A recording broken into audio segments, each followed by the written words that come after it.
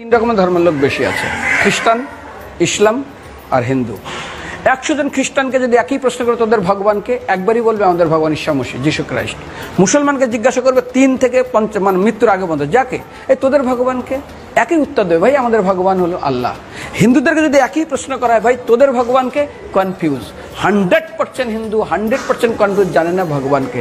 দ্বিতীয়ত, যদি তুমি মুসলমানকে জিজ্ঞাসা হয় তোরা মসজিদে কেন যাচ্ছিস, ওদের শেখানো হয় মসজিদে যেতে হবে নামাজ আদায় করার জন্য। সপ্তাহে ওরা 100% একদিন মসজিদে যাবেই।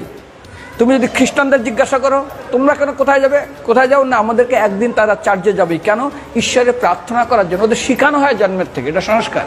আর হিন্দুদের যদি জিজ্ঞাসা করে তোমরা মন্দিরে কেন যাচ্ছ, হ্যাঁ আমার ছেলের বিয়ে হচ্ছে না, আমার মেয়ের বাচ্চা হচ্ছে না, আমার বাবা হসপিটালে আছে, কালকের আমার মামলার ডেট আছে, আমার ব্যবসা খুব খারাপ, আমার শরীর খুব খারাপ।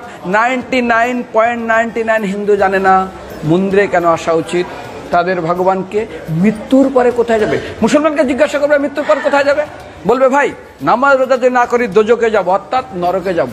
যদি হিন্দুদেরকে জিজ্ঞাসা, ওদেরকে বলবে আর যদি করো নামাজ রোজা করি তাহলে বেহেশতে স্বর্গে যাব। যদি খ্রিস্টানদেরকে জিজ্ঞাসা করো, এই তোমরা যদি আমরা ঈশ্বর আরাধনা করি হেল অর্থাৎ নরকে যাব। যদি বলা হয় যদি করো ঈশ্বর আরাধনা তাহলে তোমরা হেভেন স্বর্গে যাব। আর হিন্দুদেরকে বলে যে তোমরা মরার পরেই 99% হিন্দু এটাই বলে, মিথ্যাই বলে, আমার বাবার সাজ্ঞানে স্বর্গে গিয়ে বসেছে। তোর বাবা কি জমি কেনা আছে নাকি স্বর্গে? তোর বাবা জমি কেনা আছে যে তোর বাবা মরার পরে স্বর্গে গেছে, হোয়াটসঅ্যাপ করে দেখি এই যে অ্যাটাচ বাথরুম টয়লেট আমি একদম ভালোভাবে পৌঁছে গেছে, তোর বাবা স্বর্গে গেছে, জানিস তুই? আরে মৃত্যুর আগে এত কষ্ট পায়, এত কিছু করে, মারার পরে আমার বাবা স্বর্গে গেছে। আরে যখন পুলিশে কোনো কয়েদি কোনো অপরাধীকে ধরে 2-4টা ডান্ডা মারে, তারপর থানায় গিয়ে আরো ট্রিটমেন্ট করে, তারপরে কোর্টে বিচারে, তারপর জেল খাটে, মৃত্যুর আগে এত কষ্ট করে আমরা মারা যাই, মারা পরে আমার বাবা স্বর্গে গিয়ে বসে আছে, ওর বাবার জন্য জমি কেনা আছে। না, এরকম বলা যাবে না। এই জন্য আমাদের শাস্ত্র বলে পরলোকগত, স্বর্গীয় বলে না।